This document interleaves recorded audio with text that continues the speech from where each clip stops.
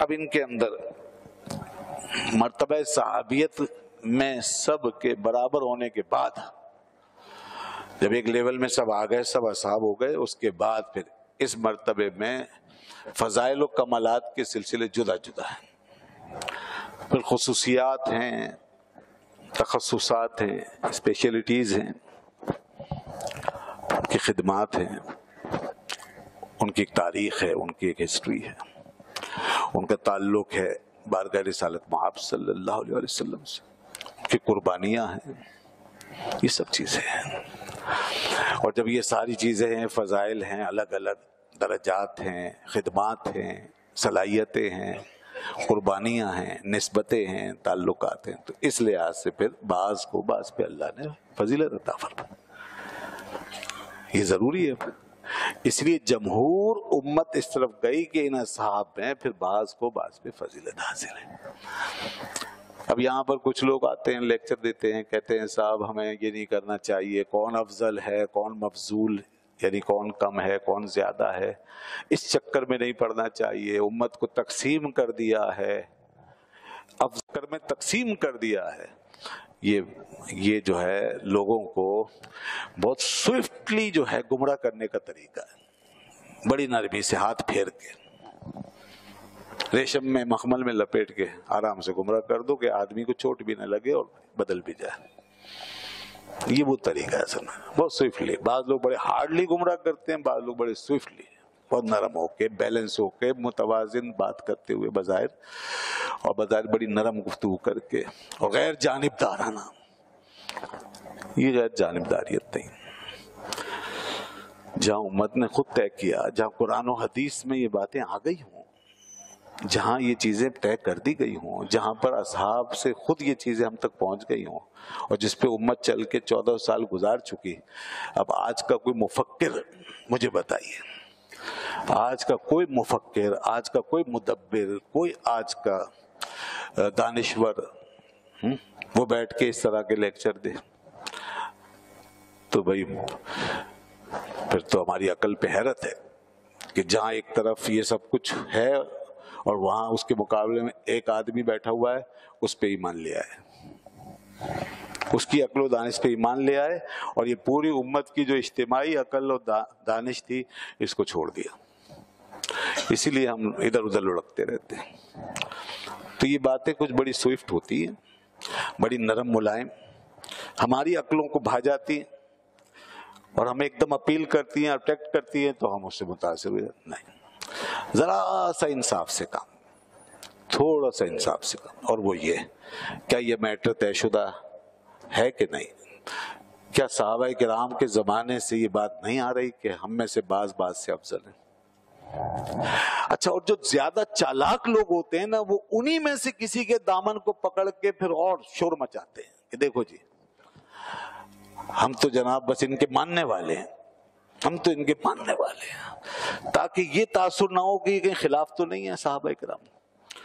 تو وہ کسی کا دامن پکڑ کے زیادہ جناب جوش میں آ کر کے پھر اپنی اس طرح کی چیزیں لوگوں میں انجیکٹ کرتے رہتے ہیں آہستہ آہستہ۔ تو بھئی یہ سب اس قسم کے دین کے اندر یہ سارے جو ہیں لوگ اپنے اپنے فارمولے آزماتے ہیں اور اپنے اپنے تجربات کر کے ہمیں اپنے راستوں پہ چلانے کی کوشش کرتے ہیں۔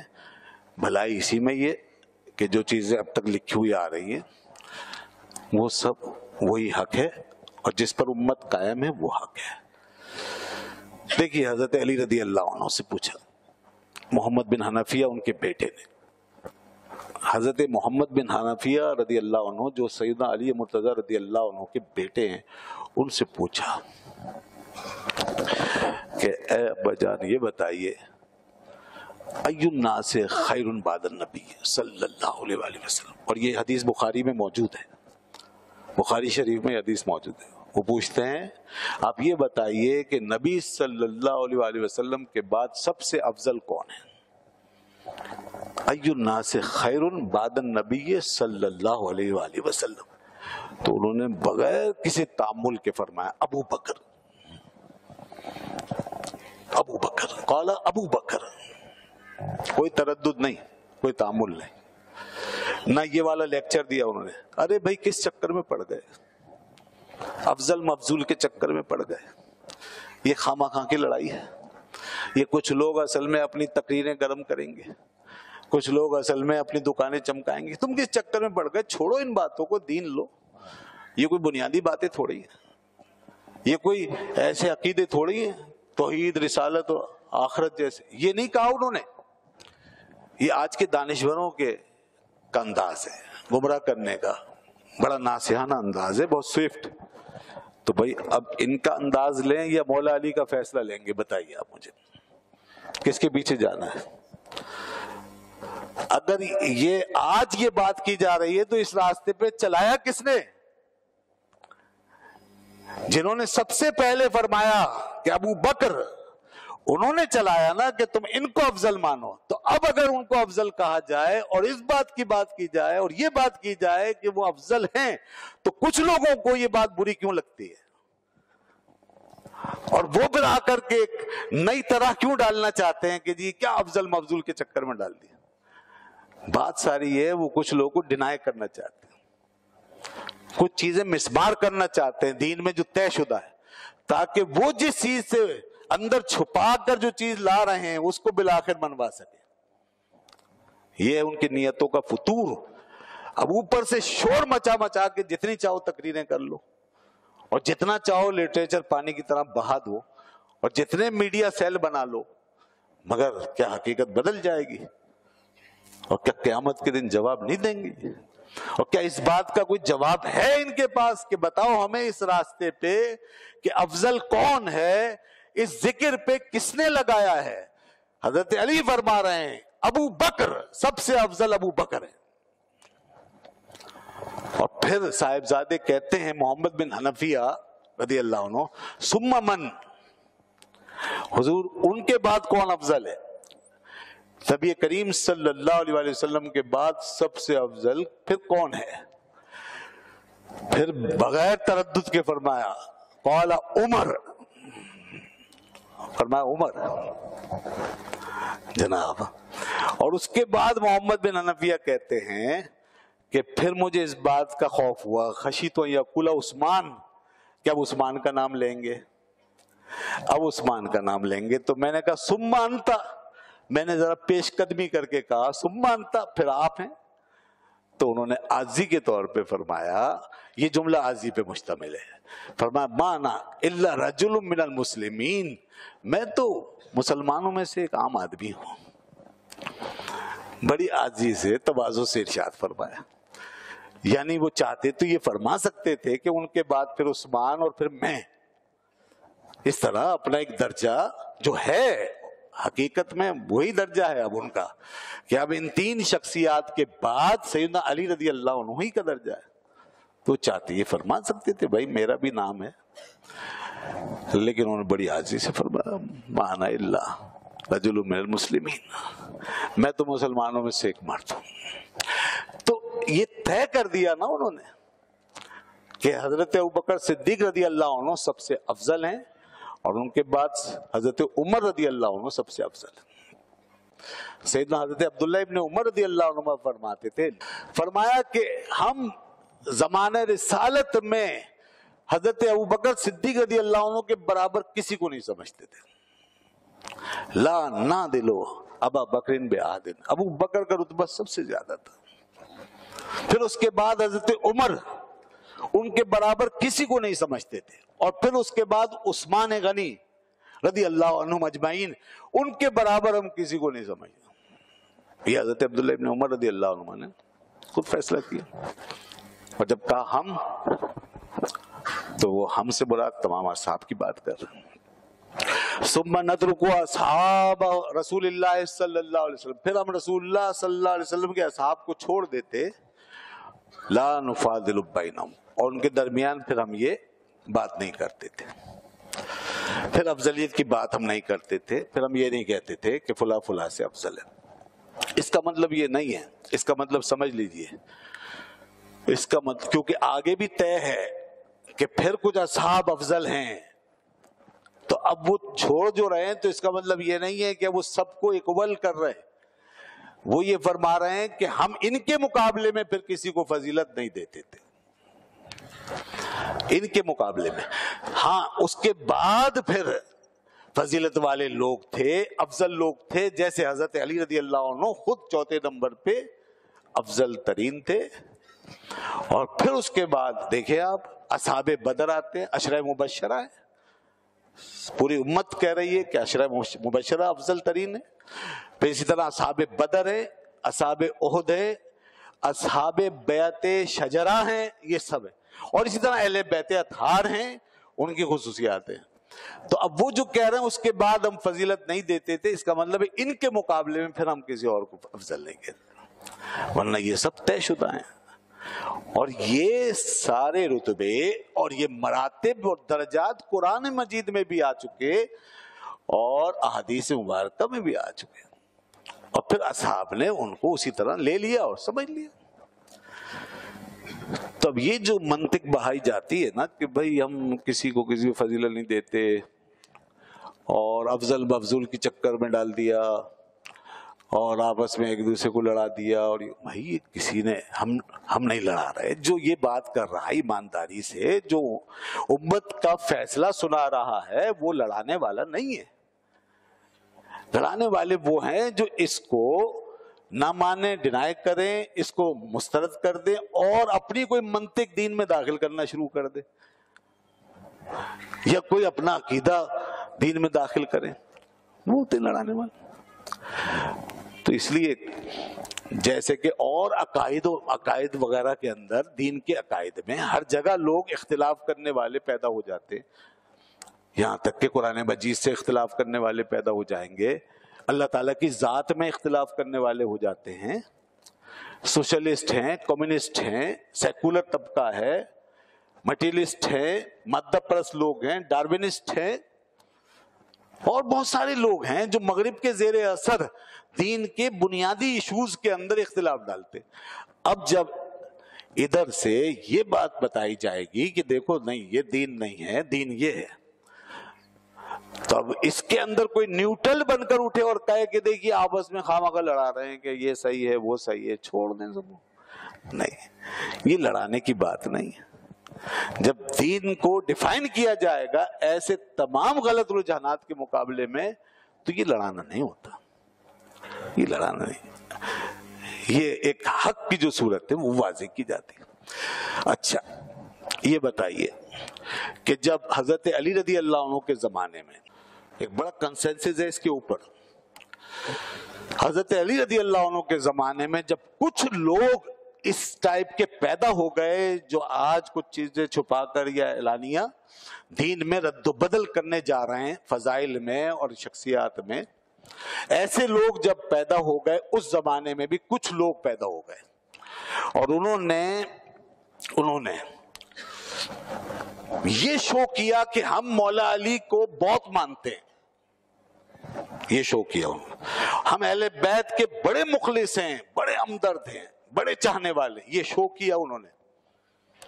یہ اصحاب سے ہٹ کر ایک گروہ حضرت علی رضی اللہ عنہ کے زمانے میں پیدا ہوا ہے جو نہ صحابی ہیں نہ تابعی کہلانے کے لائق ہیں۔ یہ گروہ پیدا ہوا جنہوں نے زیادہ ایکسٹریم لیول اپنایا۔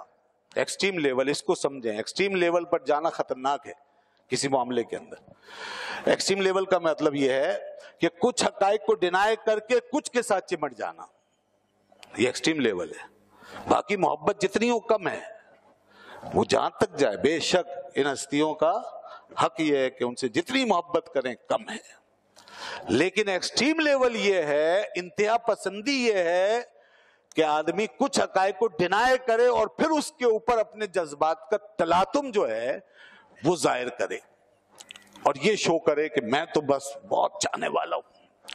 وہ آئے، اب یہ چیزیں مثالیں بھی دیکھیں اس دور میں واقع ہو گئیں، تو اب تو اگر کسی کی سمجھ میں نہ آئے تو پھر خدا گیا اس کی کیا حجت ہوگی۔ اور خود ان ہستیوں نے اس قسم کے معاملات میں فیصلہ سنا دیا، اور اس کے بعد اگر کوئی ان کے طریقے پہ فیصلہ کرے اور پھر اس سے کہا جائے یہ دیکھیں لڑانے والے، افضل مفضول کے چکر میں ڈالنے والے، تو بتائیے اس سے زیادہ خیانت اور کیا ہوگی۔ اور ان کا لیول کیا ہے ماننے کا، کہ حضرت علی رضی اللہ عنہ نے فرمایا جب انہوں نے اس ایکسٹریم لیول پہ آ کے بات کی اور انہوں نے کہا، لوگوں نے یہ کہا کہ آپ جو ہیں وہ شیخین سے افضل ہیں، آ گیا وہ مسئلہ، آپ شیخین سے افضل ہیں، ابو بکر و عمر سے افضل ہیں۔ دوستو اگر یہ فروعی مسئلہ ہوتا نا، صرف فروعی مسئلہ، صرف اتنا مسئلہ ہوتا کہ بھائی ایک کا طریقہ یہ دوسرے کا، تو اس میں تو چلے ٹھیک ہے، جس کی جو دلیل ہے اس کے مطابق کر رہا ہے کرتا رہے، جیسے کہ شافعی حنفی کے طریقے، حنفی ایک طریقے سے چلتے ہیں تو شافعی، یہ اس قسم کا مسئلہ نہیں ہے، مسئلے میں فرق ہے، یہ اس قسم، یہ عقیدے کا مسئلہ ہے، یہ ایمان کا مسئلہ ہے، یہ ایک حق ہے کسی کا جو اللہ نے اس کو دیا ہے، یہ حق ہے کس کا؟ جس کو اللہ نے افضل بنایا ہے، جس کو رسول اللہ صلی اللہ علیہ وسلم نے ایک مقام پر بٹھایا ہے، اس کا حق ہے۔ اور جب کسی کا حق ہو اور وہ حق ایمان کے ساتھ جڑا ہوا ہو تو پھر اس کو محض شخصیت پہ تول کے اس کو ایمان سے الگ نہیں کرنا چاہیے، یہ نہیں سمجھنا چاہیے شخصیتوں کا مسئلہ ہے محض نہیں۔ تو اب جب لوگوں نے یہ بات کی کہ آپ افضل ہیں تو حضرت علی رضی اللہ عنہ نے پھر بڑا سخت ایکشن لے لیا، جی پھر ایکشن لیا۔ جب ایسے لوگ پہلے تو پوچھتے تھے تو وہ بتا دیا کرتے تھے، لیکن جب کچھ لوگوں نے باقاعدہ اس کے اندر تعدی کی، زیادتی کی اور اپنی حد سے آگے بڑھ گئے اور باقاعدہ ماننے اور منوانے لگے لوگوں کو، تو حضرت مولا علی رضی اللہ عنہ نے کوڑا اٹھا لیا اور فرمایا لا تفضلونی علی الشیخین۔ یہ ہیں وہ الفاظ جو تاریخ کی ہر کتاب میں لکھے ہوئے، فرمایا لا تفضلونی علی الشیخین، مجھے شیخین پر فضیلت مت دو، مجھے شیخین یعنی ابو بکر و عمر رضی اللہ عنہما پر افضل قرار مت دینا، خبردار۔ اور اب آگے جو فرمایا وہ یہ کہ اگر تم باز نہیں آئے تو اب میرے پاس اختیار ہے اور تم یہاں تک پہنچ چکے ہو تو میں تمہیں مفتری کذاب کی سزا دوں گا اور یہ کوڑا لے کے تمہاری پٹائی کروں گا۔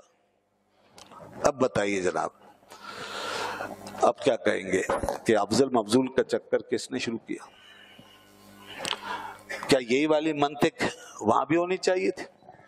اور کیا ان کو یہ کہنا چاہیے تھا ان کی طرح کہ نہیں چھوڑو ان باتوں کو، کون کس سے افضل ہے اللہ جانتا ہے، ٹھیک ہے تم اپنی طریق پہ چلو، کوئی اپنے طریق پہ چلے، جو جس کو مانتا ہے مانتا ہے۔ نہیں یہ نہیں ہوگا، یہ دین کا مسئلہ ہے، یہ ان ہستیوں کے حق کا مسئلہ ہے جو اللہ کی طرف سے حق پا چکے ہیں اور اس کے پیغمبر کی طرف سے، آقا دو جہاں کی طرف سے حق پا چکے ہیں۔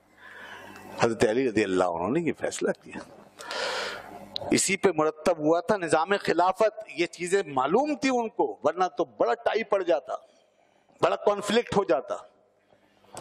سب سے پہلا مسئلہ یہ پیش آیا کہ رسول اللہ صلی اللہ علیہ وسلم کے بعد ہمارا امیر و خلیفہ کون ہوگا اور خلافت کے منصب پر کسے فائز کیا جا سکتا ہے؟ تو سبحان اللہ، قربان جائیں حضرت مولا علی رضی اللہ عنہ کے اس فیصلے کے، اللہ نے ان کو جو تدبر عطا فرمایا، سب نے اتفاق کیا، مگر حضرت علی رضی اللہ عنہ نے جو بات کی ہے وہ بات ایمان کی دنیا میں خوشبو کی طرح پھیل گئی۔ یہ ایمان کی خوشبو ہے جو انہوں نے پھیلا دی ہے، اب جس کے اندر یہ خوشبو نہیں گئی اس کا ایمان خوشبودار نہیں ہے۔ یہ ایمان کی خوشبو ہے جو مولا علی کے زبان مبارک سے نکلی ہے، تو حدیثیں سنانے والے ان کی خوشبو تو اپنائیں پہلے۔ کہ یہاں پر جو آپ جب یہ کہتے ہیں کہ سیدنا علی رضی اللہ عنہ کی یہ شان ایشان ہے، بے شک ہے، مگر انہوں نے جو خوشبو اور جو ایسنس پیدا کیا ہے اس کو بھی تو لے لو اور اس کو بھی اپناؤ۔ اور وہ یہ کہ فرمایا کہ لوگوں اس بات میں کیا تردد ہے، جس ذات کو یعنی خلافت کے معاملے میں فیصلہ فرما رہے ہیں، فرماتے ہیں کہ جس ذات کو رسول اللہ صلی اللہ علیہ وسلم نے ہماری نمازوں کا امام بنا دیا، جس کو حضور نے فرمایا ہو اپنی غیر موجودگی میں کہ ابو بکر کو کہیں کہ لوگوں کو نماز پڑھائیں، ابو بکر سے کہیں مرو ابا بکر نہیں یصلی بالناس، ابو بکر سے کہو کہ لوگوں کو نماز پڑھائیں، بعض لوگوں نے عرض کی حضور وہ رقیق القلب ہیں، نرم دل ہیں، وہ نہیں کھڑے ہو سکیں گے. حضور نے فرمایا نہیں، ابو بکر کو کہو کہ وہ نماز پڑھائیں. پھر عرض کی گئی یا رسول اللہ وہ بڑے نرم دل ہیں، وہ رو پڑیں گے. فرمایا نہیں، ابو بکر کو کہو کہ وہ نماز پڑھائیں. یہ بات بار بار اللہ کے رسول نے فرمائی. بھئی اگر برابری والا فلسفہ ہوتا تو حضور وہیں فرماتے کبھی ان سے بڑھا لو کبھی ان سے بڑھوا لو، سب برابر ہی تو ہیں. لیکن کیوں بار بار کہا؟ اور پھر آگے کیا فرمایا؟ میں حضرت علی رضی اللہ عنہ کا ارشاد ابھی مکمل کرتا ہوں، لیکن یہیں پر رک کر تھوڑا سا اور سمجھیے تاکہ ایمان تازہ ہو. رسول اللہ صلی اللہ علیہ وسلم فرمایا کہ سن لو، نہ اللہ راضی ہوگا اس قوم سے، نہ اللہ راضی ہو سکتا ہے، نہ مومن راضی ہو سکتا ہے جس قوم میں ابو بکر ہوں اور کوئی دوسرا امام بن جائے. بالکل نہیں ہے. اللہ بھی راضی نہیں ہے ان سے اور مومن بھی راضی نہیں ہوں گے. اس بنیاد پہ حضرت علی رضی اللہ عنہ نے فرمایا کہ جس شخص کو رسول اللہ صلی اللہ علیہ وسلم نے ہماری نمازوں میں امام بنایا تھا تو کیا وہ دنیا کے امور میں ہمارا امام نہیں بنے گا؟ کیا خلافت کا اہل اس کے علاوہ کوئی ہو سکتا ہے؟ جو ہمارے دین میں امام ہے وہی ہماری دنیا کا امام بھی ہے. یہ استدلال کر کے فرمایا. تو لوگ اس بات کو کیوں نہیں لیتے؟ علی علی کرتے ہو تو حضرت علی کی بات بھی تو مانو، حضرت علی کی بات بھی تو مانو. ایمان عرفان کی بات کرتے ہو اور جو ایمان وہ دے رہے ہیں اس سے کیوں بھاگتے ہو؟ جو ایمان وہ دے رہے ہیں اس ایمان کو تو لو. تو بھلا ایسے تمہارے کر لینے سے کیا ایمان کے تقاضے پورے ہو جائیں گے؟ جب تک کہ ان سے ایمان نہیں لے لو گے، جب تک ان سے دین کا یہ سینس حاصل نہیں کر لو گے، یہ شعور، اس وقت تک تمہارے ان جذبات سے کچھ بھی نہیں ہوگا. تو اس لیے انہوں نے فیصلہ فرما دیا کہ جو ہمارے دین میں امام تو وہ ہماری دنیا. اللہ اللہ. تو بہت ساری باتیں. سیدنا حضرت ابوبکر صدیق رضی اللہ عنہ کا مقام صحابہ کرام میں سب سے بلند ہے. یوم صدیق اکبر منایا جا رہا ہے اس مہینے کی مناسبت سے پوری دنیا میں، اور یہ باتیں بیان ہوتی ہیں اور ہونی چاہیے اور ضروری ہیں. اگر نہیں ہوں گی، یہ باتیں بیان نہیں ہوں گی تو آج یہ جتنے ایسے لوگ ہیں نا جو گھس رہے ہیں غلط نظریات لے کے اور اپنے اپنے جذبات دکھا کر کے اور نعرے لگا لگا کے اور شور مچا، یہ اس امت کے دین ایمان کو تباہ کر دیں گے. یہ خود مولا علی تک نہیں پہنچ سکے، آپ کو کیا پہنچائیں گے؟ یہ خود اہل بیت تک نہیں پہنچ سکے، آپ کو کیا پہنچائیں گے؟ اس لیے سیدنا امام باقر رضی اللہ عنہ نے جو اہل بیت اطہار کے سرخیل اور امام ہیں، اولاد علی ہیں، وہ فرماتے تھے لوگ ہماری محبت کی بات کرتے ہیں اور شیخین کو برا بھلا کہتے ہیں. تو سن لیں کہ اگر انہوں نے شیخین کو نہیں مانا اور ان کے بارے میں بدگوئی کرتے ہیں یا بدگمانی تو ہمارے ساتھ ان کا کوئی تعلق نہیں. ہم ان سے بری ہیں، ہم ان سے بری ہیں، ہم ان سے بری ہیں. مولا علی نے کوڑا اٹھا لیا تھا اور ان ہستیوں نے یہ بات بیان فرمائی، اور ایسی بہت سی مثالیں موجود ہیں.